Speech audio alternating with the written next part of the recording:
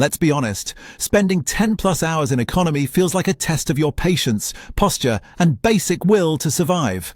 But here's the truth. You don't have to suffer just because you didn't fork out $5 grand for business class. In this video, I'm sharing 14 survival tips that actually make long-haul flights tolerable. We're talking insider hacks flight attendants quietly approve of, seat strategies that change the game, and the real story behind those free meals everyone forgets about.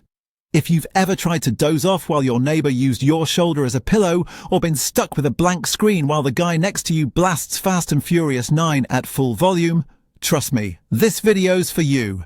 And don't skip tip number 14. It might make you rethink that ideal aisle seat you always chase. Let's get started. Tip number 1. Choose the back row. Yes, seriously, most people fight for seats near the front because we've been conditioned to believe front means better. But for long-haul economy, the back row can be a hidden gem.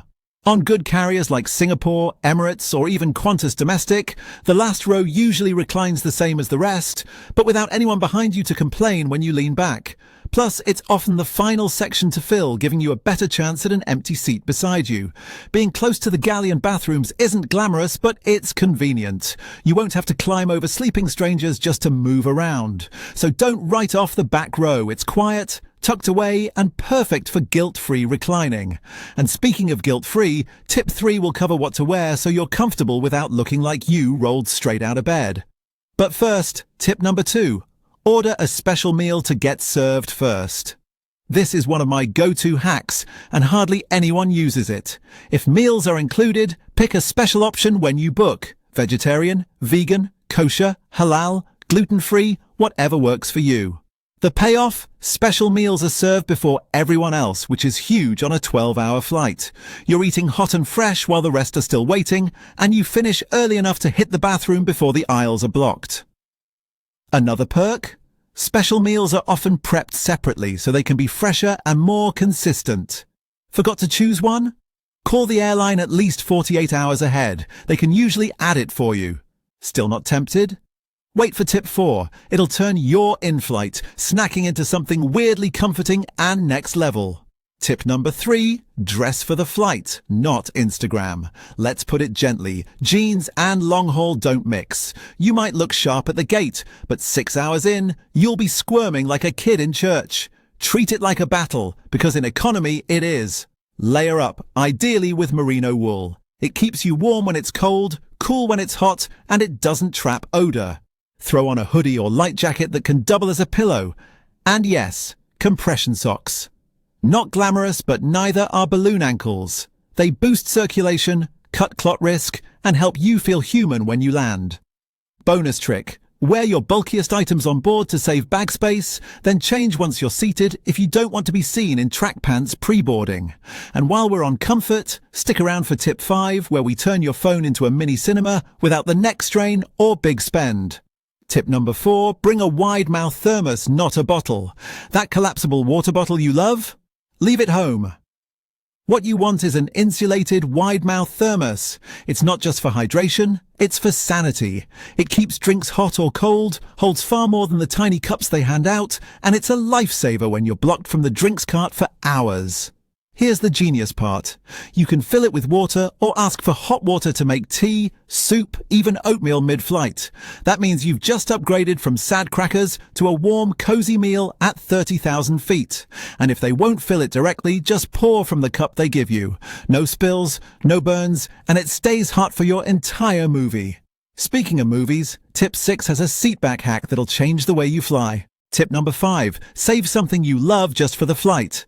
The idea is simple. Save a show, podcast, or snack exclusively for flights. Your brain starts to link the discomfort of economy with something you actually enjoy. I save certain shows just for travel. That way, when I settle in with my thermos, Love is Blind queued up, peppermint tea ready, and a favorite snack in reach, I'm almost excited to fly.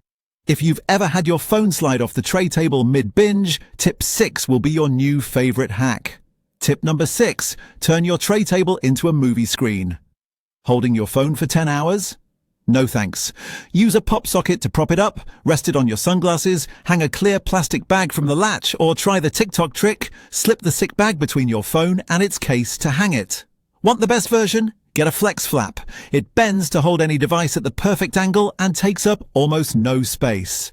But if your battery dies mid-cliffhanger, you'll wish you listened to tip 7, because power outlets in economy aren't a guarantee. Tip number 7. Never assume your seat has charging. In 2025, you'd think every seat would have power, but nope, some have USB-A, some full outlets, and some nothing. Even when there is one, you might be sharing it with your neighbours. Plan ahead. Bring a power bank so you control the charge, not the other way around. Bring a USB-A charging cable, not just USB-C or Lightning. Pack a small power bank, just in case your seat is the unlucky one. And if you want bonus points, bring a plug adapter that can handle both USB-C and USB-A. Nothing ruins a flight like your phone dying mid-episode while you're stuck in a middle seat next to a stranger eating tuna salad. And speaking of bad seats, tip 8 is all about how to protect yourself from the dreaded broken screen, tight row, or no recline nightmare before you even board. Number 8, Seat Guru. Know before you sit and suffer.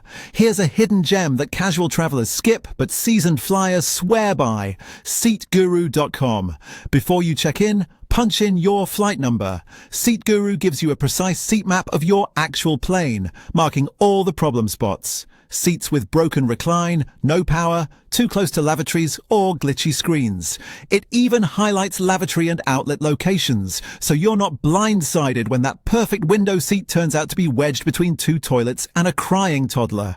And if you're curious whether aisle or window is better for long hauls, wait for tip 10. Not all aisles are equal, and the difference can be the gap between a full night's sleep or getting elbowed awake every hour and a half. Number 9. Build a seat bag and guard it like treasure. A rookie mistake I see every flight.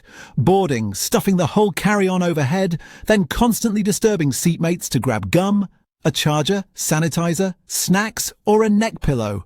Fly smarter. Pack a small in-flight seat bag inside your personal item. Pull it out before boarding and slide it under the seat ahead.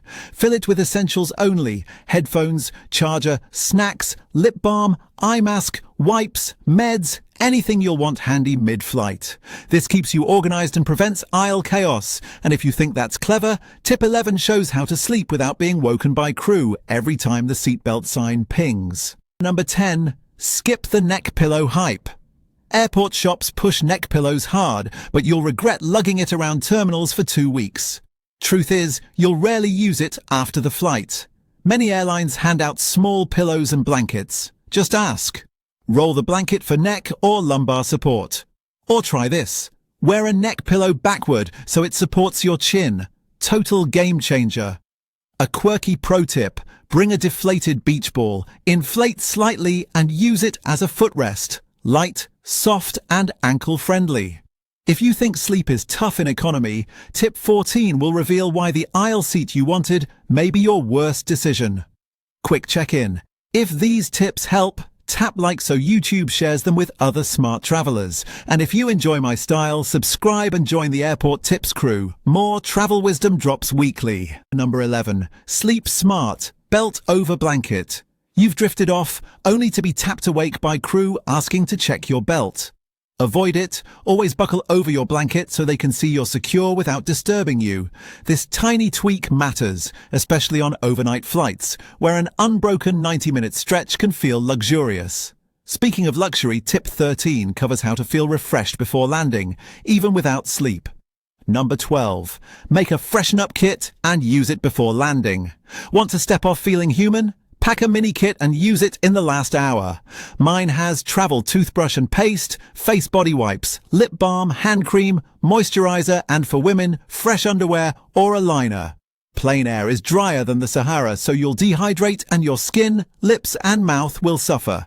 A quick cleanup boosts your freshness, alertness, and confidence, whether heading to a hotel, meeting, or immigration queue. And if you're wondering which seat best balances sleep and comfort, tip 14 is next.